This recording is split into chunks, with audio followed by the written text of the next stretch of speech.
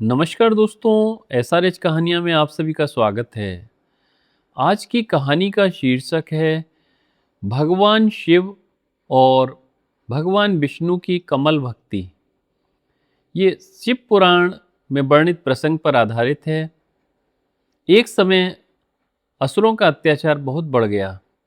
देवता अत्यंत चिंतित होकर भगवान विष्णु के पास पहुँचे और अपनी रक्षा की प्रार्थना करने लगे। भगवान विष्णु ने कहा, इन शक्तिशाली असुरों का विनाश तभी संभव है जब भगवान शिव की कृपा प्राप्त हो। मैं स्वयं महादेव की आराधना करूंगा। भगवान विष्णु कैलाश पहुंचे। उन्होंने एक पवित्र स्थान पर शिवलिंग स्थापित किया और भगवान शिव की उपासना आरंभ कर दी।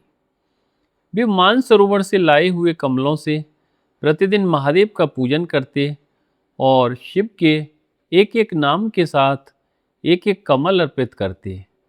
उनकी भक्ति इतनी गहरी थी कि उन्हें न समय का भान रहता, न शरीर की थकान का। भगवान शिव ने विष्णु की भक्ति की परीक्षा लेने का विचार किया। उन्होंने पूजा में रखे 1000 कमलों में से एक कमल अदृश्य कर दिया। पूजा के समय भगवान विष्णु ने जब कमल गिने तो एक कमल कम था। उन्होंने चारों ओर खोजा, लेकिन कमल नहीं मिला। अब उनके सामने प्रश्न था, पूजा अधूरी कैसे रहने दी जाए। भगवान विष्णु को स्मरण आया कि लोग उन्हें कमल नयन कहते हैं।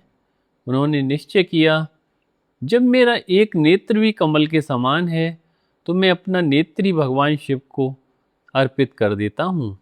उन्होंने अपना नेत्र निकालकर शिवलिंग पर अर्पित करने का संकल्प किया। जैसे ही वे अपना नेत्र अर्पित करने लगे, भगवान शिव स्वयं प्रकट हो गए। महादेव ने विष्णु का हाथ पकड़ लिया और कहा, हे विष्णु, तुम्हारी भक्ति से मैं अत्यंत प्रसन्न हूँ। तुम्हारी परीक्षा पूर्ण हुई। तुम्हारे प्रेम और समर्पण की कोई तुलना नहीं है। भगवान शिव ने उन्हें दिव्य सुदर्शन चक्र प्रदान किया और कहा कि इसके द्वारा वे अधर्मियों का विनाश कर देवताओं तथा संसार की रक्षा करें। भगवान विष्णु ने सुदर्शन चक्र ग्रहण किया और भगवान शिव को प्रणाम किया।